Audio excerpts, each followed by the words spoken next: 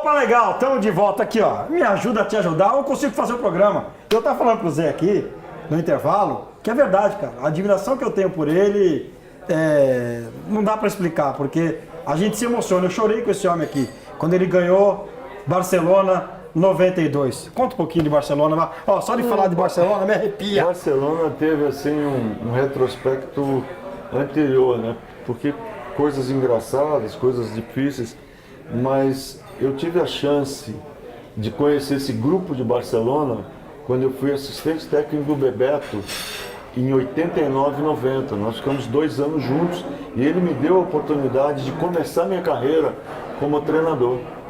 E ali a filosofia dele, a forma dele pensar, enfim, a forma dele treinar, o ritmo, a intensidade.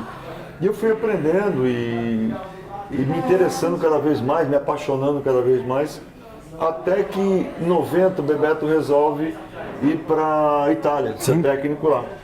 Em 91, um diretor da CBV, da Confederação de Vôlei, me puxa para a seleção feminina de base, infanto e juvenil.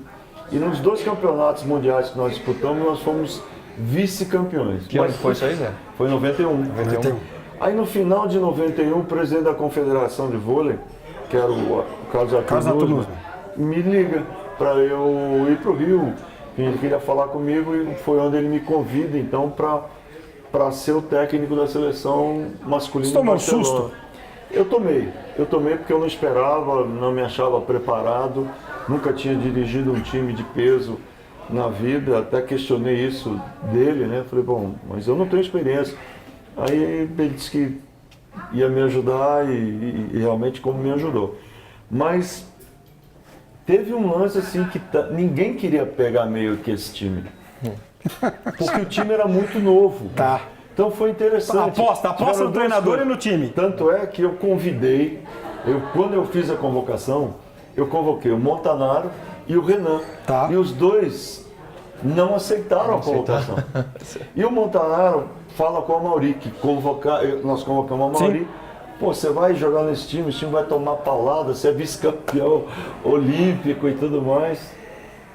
Pô, e ninguém queria pegar.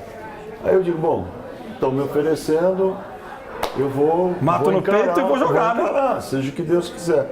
Acredito na filosofia que o Bebeto implantou, na paixão, nesses garotos talentosos que estão surgindo. E aí a gente vai e começa o treinamento. Tudo muda no jogo contra Cuba. Quando a gente tem um 3-2, depois de 8 anos que o time do Brasil não consegue ganhar de Cuba, um jogo no Maracanã, no Ibirapuera, tinha 10 mil pessoas lotado, e a gente faz 2-2, 11-8 no tie-break pra gente.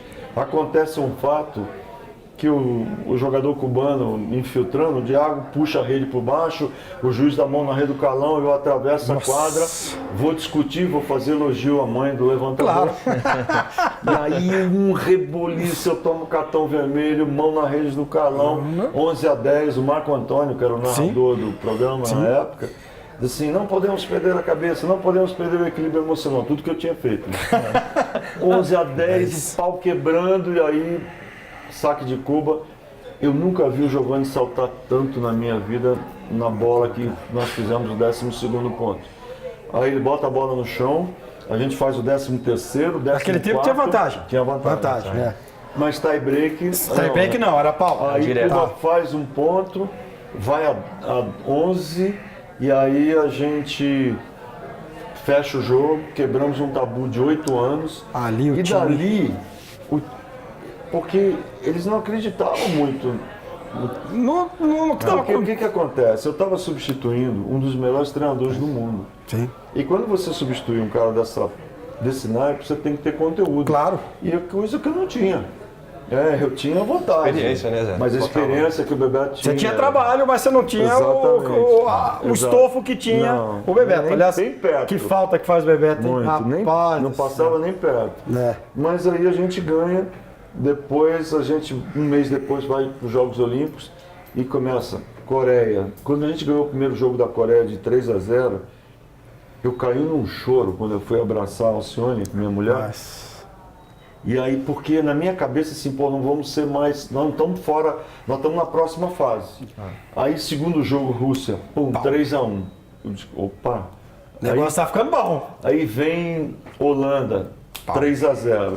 Cuba, 3-1. E aí foi a Argélia. E a coisa foi acontecendo no Japão. Depois o jogo com os Estados Unidos, que foi 3-1, uma dificuldade. Perdemos o primeiro set.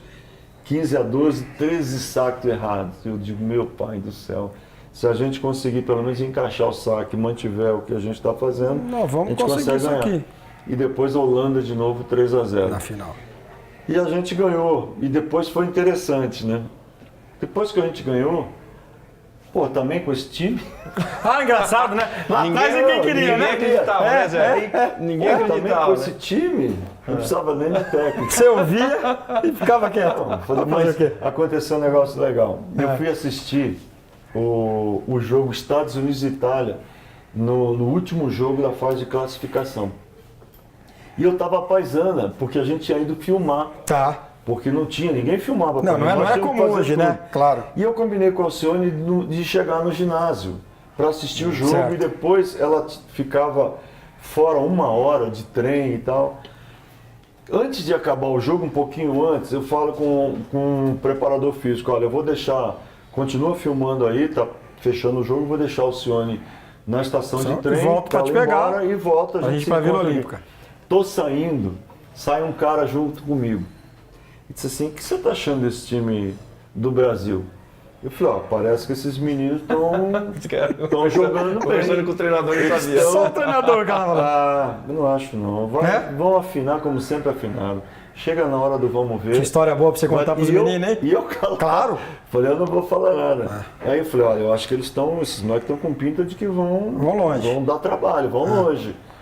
E aí nunca mais viu o rapaz. Nunca achou? Ele deve ter visto você na E eu televisão. falei absolutamente. Não, mas imagina ele depois vendo você deve campeão. ter visto você na Eu falei televisão, com você, eu pô. falei com o Zé. Que histórias espetaculares, né, Essa Zé? foi. Histórias espetaculares. Vai lá, Ferreirinha. Não, o Zé é uma referência, como você falou. Fora de sério. Mundial, né? Não só aqui no Brasil, mas mundial. E ele vai contar um pouquinho a história dele também no futebol, como eu falei, porque ele já trabalhou no futebol Sim. também. Trabalhou no Corinthians. Deixa eu deixar então, isso pro último bloco, vamos falar. Mas do futebol. tem muita história assim desses jogadores e da forma. Outra história boa, assim, né? Eu costumava Ô, sempre. direção, é uma semana de programa, hein? Depois, eu tinha um ritual, né, em Barcelona que era.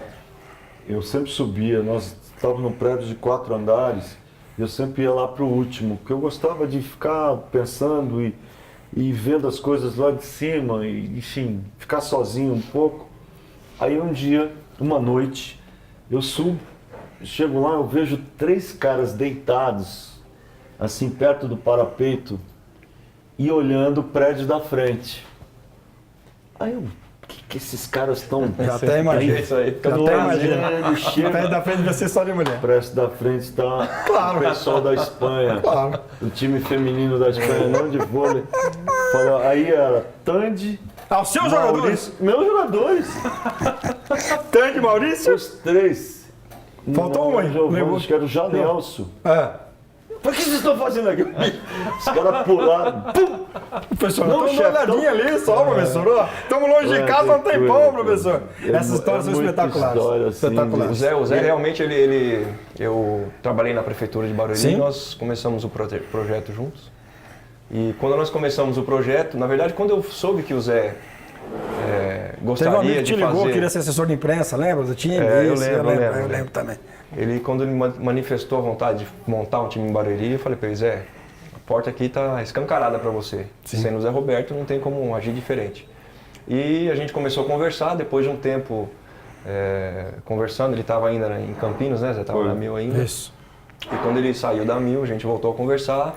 E depois de um tempo ele falou, Feira, vamos começar o projeto. Eu falei, Zé, mas não tem patrocínio, não tem patrocinador ainda. Ele falou, não, deixa comigo. Vamos começar o projeto. Eu me comprometo a começar o projeto sem receber nada. Vou tentar trazer as jogadoras para cá, para a gente começar esse projeto e para que a gente possa, através desse começo, a gente conseguir um patrocínio. Então, o Zé ele começou o projeto sem ter salário aqui no Barueri. Hoje tem um patrocinador, tem um time muito bom, mas Como é ele que é o começou... patrocinador hoje, Lázaro? A Renaudet. É a Renaudet. É uma empresa começou, ela é familiar, né? Mas ela se desenvolveu ao longo dos anos, trabalho de toda a família Rodrigues e aí foi crescendo até que o Sandro, e foi aqui, exatamente na churrascaria que nós sentamos para conversar. Tem história aqui para contar. Exatamente, a gente sentou e foi quando eu fui falar para ele do patrocínio, né? E ele falou, pô, como é que funciona e tal, eu contei a história e disse assim, ó, me interessa, vamos conversar sobre isso, acho que eu gostaria muito de poder ajudar e poder, inclusive, estar na comunidade, de poder ajudar. Tem esse projeto também, né? Já aproveita e já fala também. Não, é um projeto legal. que eu sempre tive um sonho, e Ferreira sabe disso, de montar um time na minha cidade. Eu sempre sonhei montar um time em Barueri. E sempre foi muito difícil, as coisas nunca deram o tempo certo. E até que eu disse, olha, alguma coisa tem que ser feita. Porque a coisa começou assim, Barueri sempre teve uma categoria de base muito bem feita. E aí me convidaram para ser o coordenador técnico das seleções de base do Brasil. Tá. E eu gosto de assistir treino dessas meninas. E fui num treino e comecei a perguntar, porque eu gosto de saber de onde as pessoas vêm. Aquela jogadora ali, que era levantadora, de onde ela é? Ela está no projeto do Osasco do Bradesco, mas ela é de Barueri. Jaqueline, tá. Aquela grandona ali, aquela é Diana, também está no projeto do Bradesco, mas é de Barueri. Falei, vem cá, quantas jogadoras na Sub-20 tem que são do projeto de Barueri? 4. Eu falei, na Sub-18, mais 3. Eu falei, 7 jogadoras. Já tem um time aí. Feitas no projeto de Barueri, que estão na seleção nacional. Pô, esse projeto não pode acabar. Em 2015 tinha terminado, com pouco recurso e tal. E aí diziam, não, vamos voltar isso, vamos tentar retomar. E aí foi quando eles entraram, o Ferreira estava juntamente com o Paulo, nos ajudou nessa retomada e a gente está com esse projeto até hoje. José, a impressão que dá é que aonde você toca dá certo. Não é assim não. Mas como que não é? Aonde que não deu?